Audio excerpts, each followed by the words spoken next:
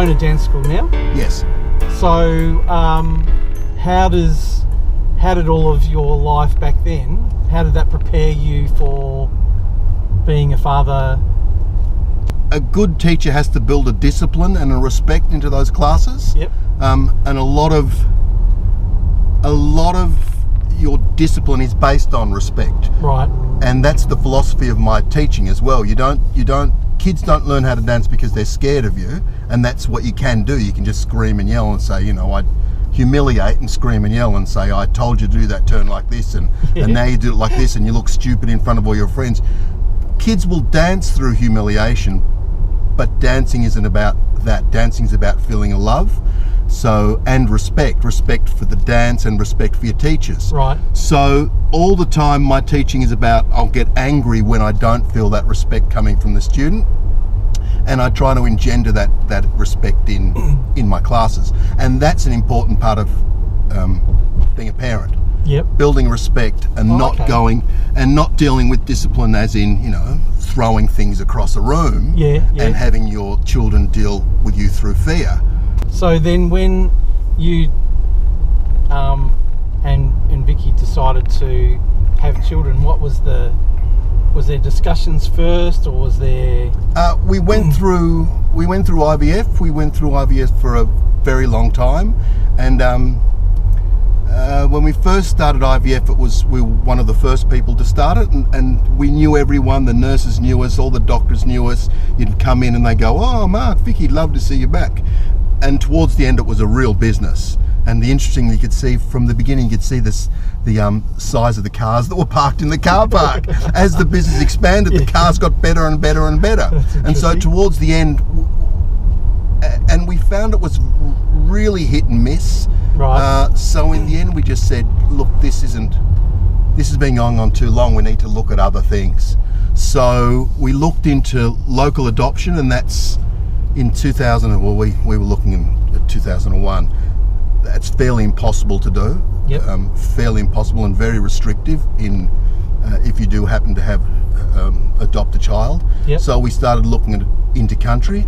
Right. And through the process of inter-country, you're supposed to go and have visits with different groups, Chinese, right. Indian, Fijian. So we were going about that process, having these different days and little meetings and stuff. And the Ethiopian program was having a social night at the Blue Nile restaurant in Footscray. Yep. And we arrived from work, and so we were the first to arrive. We had there was the upstairs, the cars that had the upstairs room. And we sat there, and Jill and David and other friends of ours were going through the program process, were there with us. And then slowly these kids and families started coming up the stairs as the night started to build. And it was this wonderful feeling of, and both Vicky and I felt it, but we felt it without talking. Yep. When we analysed what was happening that night, we both felt exactly the same thing, that as with each passing moment, we just felt this is what's going to happen. This is where we're going to go. We're committed to Ethiopia, and we came out of that night fully committed to going to Ethiopia, travelling to Africa, and going through the process of adopting from Ethiopia, which God's be praised, came to fruition. There was quite a long journey then to get all the paperwork done. Yeah, but that was the good old days when it was nice and quick. So it took 2 years. Oh, okay. I think in your memory you sort of rub out bad stuff. So I always say, oh, it was really short. But Vicky always goes, no, it wasn't really short. It was 2 years.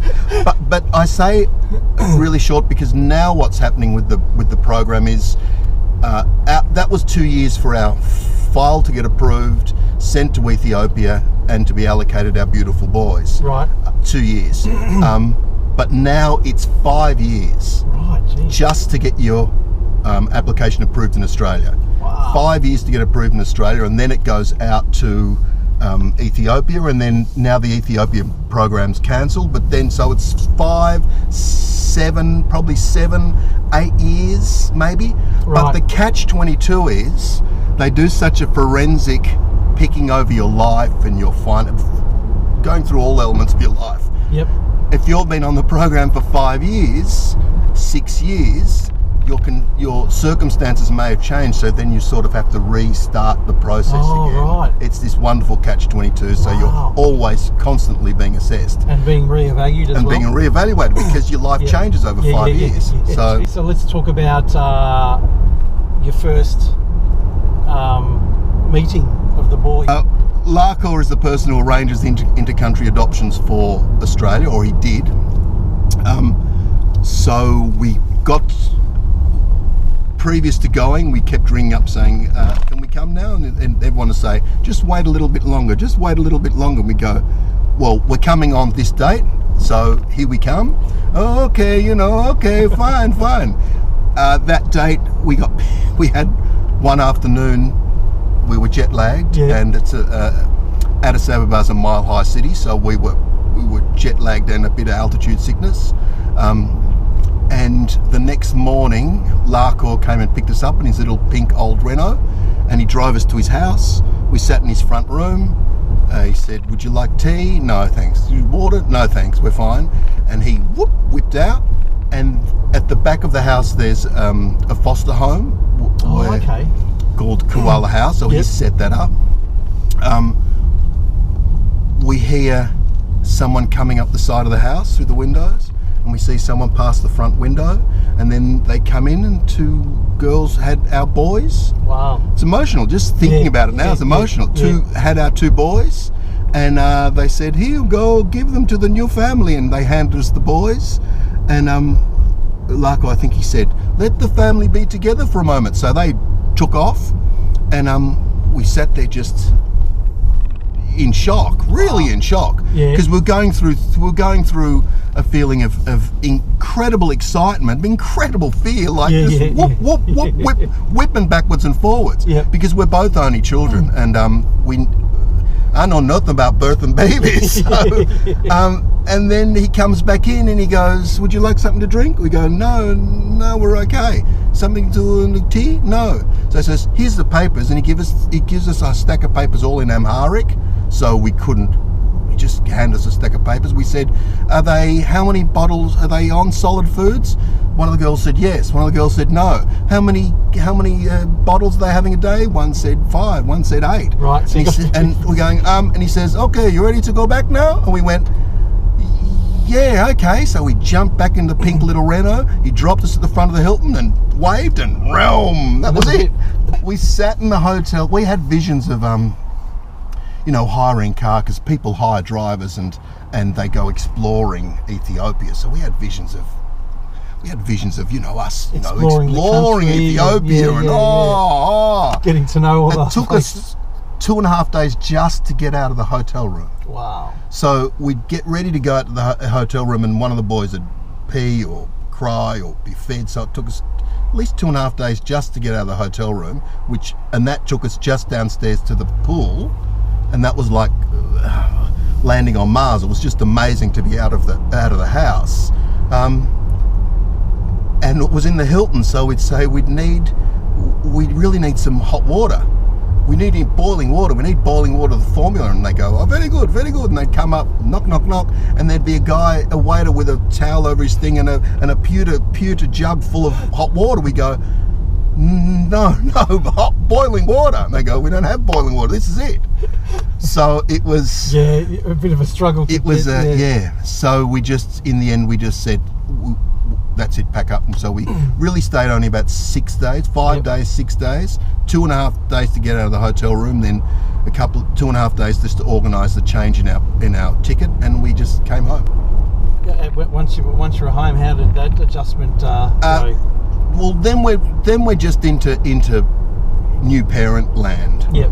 Because we were just learning, and like all new parents, you're just learning so much stuff every single day. You're just learning and just stumbling and stumbling. So that's exactly what we were doing. We were just learning and stumbling, and all our great plans about working from home and working from home. So as soon as the kids go down to sleep, we'll be able to get on the computers and start working. But as soon as the kids go to sleep, you clean the house and fall asleep. So, but we were just new parents. Do you think that how you were fathered or any male figures in your early life, do you think that they had an influence on? My father left.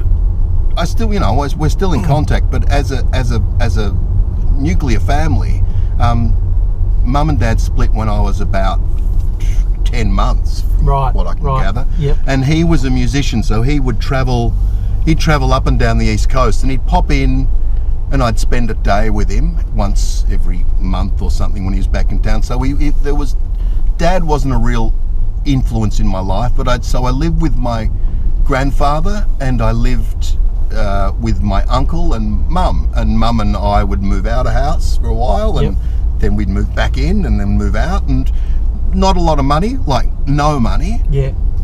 But I think to me, and I've thought about this a few times as my grandfather passed and as my uncle passed and as my mother passed, there were lots of things that were going wrong in our house and lots of things going wrong around us. And it sounds like a huge cliche, but everyone really loved me. Yeah. Like everyone, I know now when I look back on it, and everyone who talks about it, all my aunties and my other relatives, that I was really loved by my grandfather, by my uncle, especially by my mother.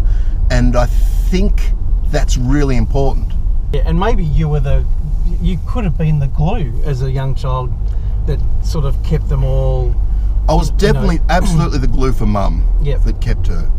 Pop as a father to Mum and my aunties, he wasn't he was a depression father. Right. So he went through the family went through terrible times, and like many, many men who went through that whole era, it took a huge toll on the family. A huge toll. And later in life, the guilt of that was what finally, he lost the will to live because the guilt of that weighed on him so much. So I think when he came into money, not a lot of money, but when he became comfortable, I think he enjoyed the relationship he had with me because it was like a second chance. I don't know if he consciously thought about that, but he was a fantastic grandfather. So if you could go back to younger Mark, the new parent, who was just about to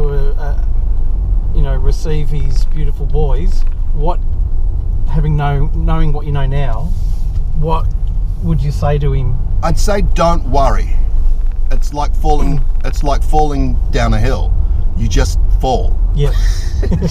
And you do everything you can not to get hurt as you're falling down the hill, but you just fall. You can't stop falling. You just fall. That's like raising kids. You just do it. You just you take the first step down the hill and then you roll and do it. So I'd say don't sweat it too much. And I wouldn't really change that much. I think my boys have turned out really, really well. Yeah, I think you're right too. All right then, here we go. So the final couple of questions. What's your go-to bribe?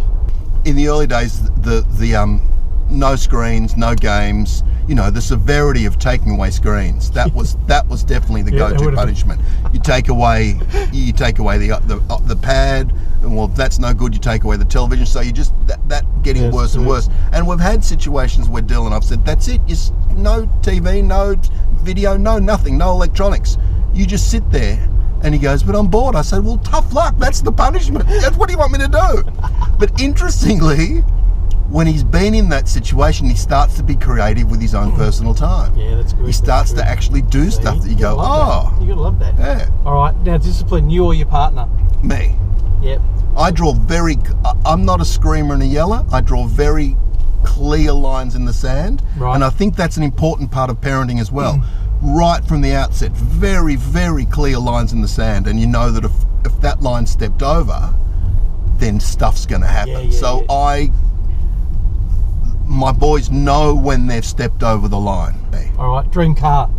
Well, I'm really crazy about Bugatti Veyrons and Chirons at the moment. They're the $2.5 million supercars because I just think they're so crazy. Yeah, that's a Tats Lotto kind of purchase. Well, I don't think it's even Tats Lotto. $2.5 million. Yeah, true. That's Tats Lotto. I won Tats Lotto. Fantastic. I'm going to buy one car. There's my car. There's my Tats Lotto. DIY or call a tradie? Is let the house fall around my ears on that list? No, you've got to be one or the other. Definitely. I tried DIY. Yeah. But I make more of a mess than when I've started. That happens a lot. I go, oh, I've got to get someone in. Yeah, so or it takes me a whole day to do something that a tradie would do like that. So I'm a tradie. That's all right. Reluctant tradie. What about favourite driving song? That sound that you heard from the early Seal days and the early on Frankie, that big momentous orchestral sound was Trevor Horn. These guys used to rock in with 3 chords written on a piece of toilet paper, and he turned those songs into those anthems. But I've still, when I put Luna Bay on now, I still just feel the chills coming up the back of my neck. I still love it. I love it. Well, thanks for a little drive in the car with you today. No, it was awesome. And it's a pretty good Uber you've got here. Thanks. Likewise. Everywhere I go, I feel so alive. Yeah, I'm happy head to toe. I'm in overdrive. Well, alright. Clear those clouds away. I can feel the sun.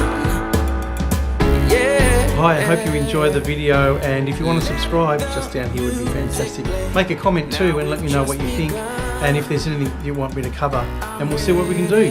Thanks. 'Cause these are the best days.